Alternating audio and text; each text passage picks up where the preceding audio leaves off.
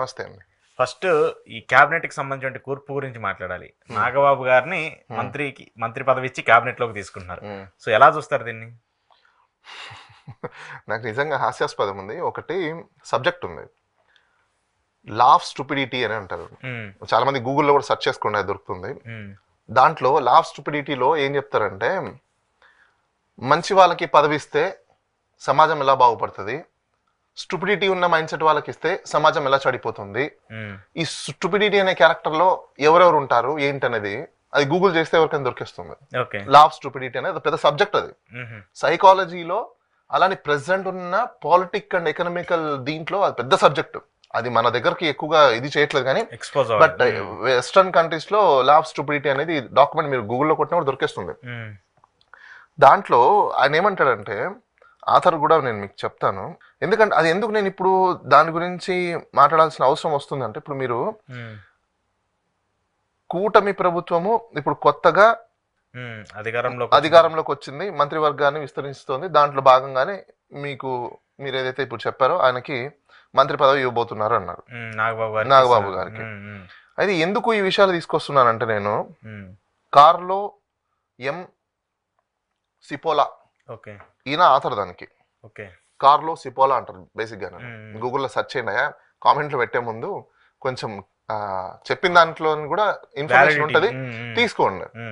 ఎందుకు నేను ఈ విషయాన్ని చెప్పాల్సి వస్తుందంటే, కార్లో సిపోలా గురించి. కార్లో సిపోలా చాలా క్లియర్ గా చెప్పాడు ఆయన, ఈ ప్రస్తుత సమాజంలో ఎక్కువగా ఈ స్టూపిడిటీ ఉన్న సైన్స్ ఎవరికి ఉంది అంటే, పవర్ లో ఉన్న వాళ్ళకి, బ్యూరోక్రాట్స్ కి, పొలిటీషియన్స్ కి, మోనోపోలిజం చేసే వాళ్ళకి, క్యాపిటలిస్ట్లకి, వీళ్ళకి ఎక్కువ ఉంది అని చెప్పేసి ఆయన డిఫైన్ చేసి చెప్పాడు. It's a purely psychological subject. ఎందుకు వీళ్ళని డిఫైన్ చేశాడంటే, సమాజం చెడిపోతుంది ఎవరి వల్ల అంటే వీళ్ళ వల్ల అంటారు. అంటే వాళ్ళ యొక్క స్టూపిడిటీ మైండ్ సెట్స్ రుద్దుతున్నారు జనాల మీద. జనాలకి ఏం కావాలని చేయాల్సిన రాజకీయ నాయకులు అది పోయింది. మైట్ ఇస్ రైట్ అనేది వచ్చేసింది అక్కడ. గతంలో మనం చూసాం, ఈయన మీద ఎన్నిసార్లు చాలా మంది కామన్ మ్యాన్ తిరగబడ్డం కావచ్చు, లేకపోతే ఆయన మాట్లాడే మాటలు కావచ్చు, ఆయన అగ్రెసివ్ బిహేవియర్ కావచ్చు, ఇలా రకరకాలు ఇవన్నీ తీసుకున్నప్పుడు రియల్ గా ఆయన ఆ పొజిషన్ కి సూటబుల్లా, క్యారెక్టరిస్టిక్స్ కి పనికొస్తాడా అనేది మనం ఒకసారి చెక్ చేసుకున్నాం అనుకోండి, ఇంకా అది వాళ్ళ విఘ్నతకు మనం వదిలేయాలి. నేను ఎందుకు ఈ లా ఆఫ్ స్టూపిడిటీని తీసుకొచ్చి ఈయనకు అటాచ్ చేస్తున్నానంటే, ఆ లా ఆఫ్ స్టూపిడిటీ ఉన్న మైండ్ సెట్ వాళ్ళకి మీరు పవర్ని కానిస్తే ఆంధ్రప్రదేశ్ రాష్ట్రము అభివృద్ధి కాదు చెందేది, దిగువ గమనానికి పయనం పడుతుంది. సో వాళ్ళకి ఏం తెలుసు అసలుకి, వాట్ హి నోస్. అంటే ఈయన బేసిక్ గా జనసేన వాళ్ళు చెప్పేది ఏంటంటే, క్రియాశీలకంగా రాజకీయాలని వచ్చారు. ఓకే, జనసేన పార్టీని అభివృద్ధిలోకి తీసుకొచ్చారు. ఆయన కూడా ఒక ప్రియారిటీ పర్సన్ గా ఉన్నారు కాబట్టి ఆయనకి ఏదో ఒక పదవి ఇవ్వాలనేది ఒక. మీకు నిజంగా చిత్తశుద్ధి ఉంటే రూరల్ లో కార్యకర్తగా పనిచేసి ఉంటారు. నేను ఇంకో పేరు చెప్తాను మీకు, శరత్ చంద్ర అని ఉంటాడు ఒక అతను. అదే పార్టీలో చాలా కష్టపడి ఎమ్మెల్యేగా లాస్ట్ టైం కూడా ఆయన కంటెస్ట్ చేసి ఓడిపోయాడు. అలాంటి వాళ్ళని పిలిచి ఇవ్వండి, మీ పార్టీ కోసం జెండా మోసిన వాళ్ళని. మీరు మీ పార్టీకి జెండా మోసిన వాళ్ళని ఎవరికైనా ఇప్పుడు దాకా ఇచ్చారా? మీకు నచ్చిన వాళ్ళకి తప్ప. కార్యకర్తకి మినిస్ట్రీ ఇవ్వండి పిలిచి, బాగా ఫస్ట్ నుంచి డే 1 నుంచి ఈ రోజు జెండా మోస్తుంటారు కార్యకర్త ఉంటారు కదా, అతన్ని పిలిచి ఎమ్మెల్సీ ఇచ్చి మినిస్ట్రీ ఇవ్వండి. అప్పుడు మీరు చెప్పింది ఎవరైనా నమ్ముతారు. లేదంటే మీరు కూడా కుటుంబ రాజకీయాలు అయిపోతాయి తప్ప దాంట్లో మినహాయింపు ఏముంది? సో ఇది ఒక కుటుంబ రాజకీయాలు తప్ప ఏం లేదు. చెప్పుకోవడానికి మాత్రమే అప్పట్లేదో ప్రజలు నమ్ముతారు కాబట్టి పవన్ కళ్యాణ్ గారు స్పీచెస్ ఇచ్చారు, మేము కుటుంబ రాజకీయాలను ఎంకరేజ్ చేయము. కాదు ఇప్పుడు ఎంకరేజ్ చేస్తున్నారంటే ఓకే, ఇప్పుడు ఎవరు అడుగుతారు చెప్పండి? పవర్ లో ఉన్నారు ఇప్పుడు ఎవరు అడగరు, సింపుల్. ఓకే, కానీ ఏంది మంత్రి పదవి అనేది ఎంతవరకు క్యాబినెట్? బేసిక్గా నాగబాబు గారికి రాజకీయాల గురించి ఒక అవగాహన ఉన్నప్పటికీ కూడా ఎక్కడా కూడా డైరెక్ట్ పాలిటిక్స్లో ఆయన ఎంట్రీ ఇచ్చి పార్టిసిపేట్ చేసి గెలిచినట్టు, ఎమ్మెల్యే గెలిచినా ఓడిపోయినా ఒక ఎక్స్పీరియన్స్ అయితే వస్తుంది. ఎక్కడా కూడా ఈయనకు ఆ ఎక్స్పీరియన్స్ లేదు, ఎక్కడా కూడా లేదు. కానీ ఇప్పుడు డైరెక్ట్గా మంత్రి పదవి ఇచ్చి అందులో కూడా కొన్ని కీలక శాఖలను అప్పచెప్పాలని చెప్పేసి కూడా ప్రయత్నాలు జరుగుతున్నాయి. ఒకటండి, మంచి చేస్తే వెరీ వెల్, అందరికీ మంచిదే. కానీ వాళ్ళు మంచి చేస్తారు అని మనం ఎక్స్పెక్ట్ చేయడం తప్పు. నేను ఎందుకు ఎక్స్పెక్ట్ చేయడం తప్పు అని అంటున్నానంటే, వాళ్ళ మైండ్ సెట్స్ ఆల్రెడీ రిజర్వ్ అయిపోయి ఉన్నాయి. ఆ రిజర్వ్ అయిన మైండ్ సెట్స్ మంచి చేస్తారని ఎలా అనుకుంటాం మనము? వాళ్ళ చుట్టుపక్కల ఉన్న వాళ్ళని ఫస్ట్ వాళ్ళు మంచి చేయలేకపోయారు. మీకు ఇంకో బెస్ట్ కేస్ స్టడీ ఒకటి ఇస్తాను. అనగాని రాంప్రసాద్ అని ఒక రైతు బిడ్డ ఉన్నాడు. ఆయన చాలా సార్లు పోరాటం చేస్తున్నారు ఈ బ్యాంక్స్ మీద, బ్యాంకుల లోన్ల మీద, ఈ రాజకీయ వ్యవస్థల మీద, ఎలా వీళ్ళు ఫార్మర్స్ ని దోచుకుంటున్నారు, ఏ విధంగా వీళ్ళు రైతుల్ని మోసం చేస్తున్నారు అనే దాని మీద పెద్ద పోరాటం చేస్తున్నారు. ఈయన నాగబాబు గారికి ఎన్నో సందర్భాలలో మీరు రైతుల గురించి మాట్లాడుతున్నారు కదా అని చెప్పేసి అని ఈయన రిప్రజెంటేషన్ చేయండి ఆయన దగ్గరికి వెళ్ళి ఆ సమస్యల్ని చెప్పుకోవడానికి ఇది ట్రై చేస్తే ఆయన ఫోన్ నుంచి మెసేజ్ ఏమని పెడతాడు, నువ్వు ఇంకోసారి నా ఫోన్కి మెసేజ్ పెడితే నీకు పోలీస్ కంప్లైంట్ ఇస్తా అని మెసేజ్ పెట్టాడు. ఇలాంటి నాయకుడిని ఈరోజు మినిస్టర్ చేస్తున్నారు మీరు. ఒక వ్యక్తి సమస్యని వినలేని నాయకుడు, ఒక వ్యక్తి కాల్ చేస్తే చిరాకు పడే నాయకుడిని ఈరోజు మీరు మినిస్టర్ చేస్తున్నారు. ఇంకా ఈయన రేపు మినిస్టర్ అయిన తర్వాత ఏం పట్టించుకుంటాడు?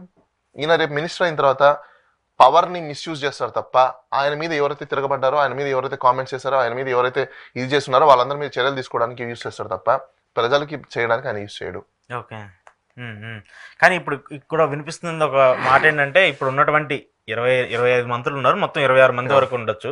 సో దాంట్లో ఒక 5గురిని 4గురిని తీసేయడానికి కూడా అంటే వాళ్ళ పర్ఫార్మెన్స్ బాగాలేదని చెప్పేసి కూడా ఒక రూమర్స్ వస్తున్నాయి. మరి అది ఎంతవరకు నిజం అనేది చంద్రబాబు నాయుడు గారు చెప్పాలి. మరి రాష్ట్ర ప్రజలందరూ కూడా సీఎం పర్ఫార్మెన్స్ కూడా బాగాలేదంటున్నారు, తీసేద్దామా? రాష్ట్ర ప్రజలందరూ సీఎం పర్ఫార్మెన్స్ బాగాలేదు, చెప్పిన హామీలు ఏమి ఇవ్వలేదు, అమ్మఒడి ఇవ్వలేదు, ఫ్రీ బస్సెస్ ఇవ్వలేదు, లేకపోతే ఇంకా వగేరా ఏవైతే ఉన్నాయో అవేమి ఇవ్వట్లేదు అంటున్నారు. మరి ప్రభుత్వం పర్ఫార్మెన్స్ బాగాలేదు, తీసేయండి. ప్రభుత్వం తీసేస్తే అయిపోయిందిగా. ఓకే.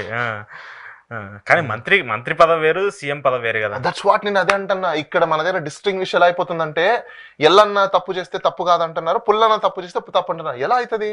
రాజ్యాంగంలో కల్పించిన హక్కులు అందరికి ఈక్వలే కదా, ఈక్వాలిటీ ఆఫ్ రైట్స్ మరి ఎక్కడ పోతాయి? అంటే ఒక ఆయన చేస్తేమో కరెక్ట్, ఇంకొక ఆయన చేస్తేమో రాంగా.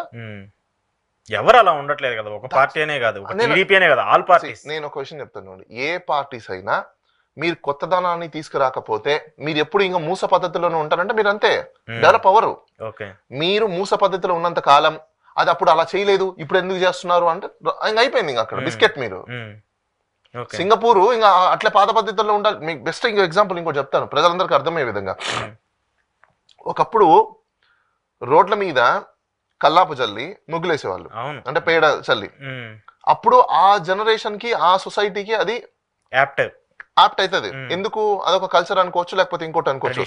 ఈ రోజు రోడ్ల మీద మీరు కల్లాపు చల్లి ముగ్గులేయండి, బైక్ స్కిడ్ అయి పడుతుంది, మీరు జారి కింద పడతారు, మూత్రాలని పళ్ళు రాలిపోతాయి, చేతులు దెబ్బ తగిలితే పోయి కేసు పెడతారు. అవునా?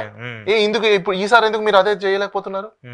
బికాస్ కాలానికి తగ్గట్టుగా చట్టాలు మారుతాయి, కన్వెన్షన్స్ కూడా మారిపోతుంటాయి. మనకి ఇంకా అదే పాత పద్ధతిలోనే కన్వెన్షన్ కావాలంటే ఎలా అవుతుంది? అవ్వవు. ఎమోషన్ ని క్రియేట్ చేయడం తప్ప ఆ ఎమోషన్ లో లాజిక్స్ లేవు. ఆంధ్రప్రదేశ్ లో మొన్న ప్రజలకు ఎమోషన్ క్రియేట్ అయింది తప్ప లాజిక్ లేకుండానే ప్రస్తుత ప్రభుత్వం ఏర్పాటైంది. ఎమోషన్స్ వల్ల ఏర్పడిన గవర్నమెంట్ అంతే. ఎమోషన్స్ తో లాజిక్ లేని గవర్నమెంట్ అది. ఎమోషన్స్ ఉన్నాయి కానీ మీకు లాజిక్ లేదు. మీ ఎమోషన్ దేనికోసం అని మీకే తెలియదు. ఇన్లాజికల్ ఎమోషన్స్ ఉండి మీరు ఓట్లు వేశారు, యూజ్ ఏంటి?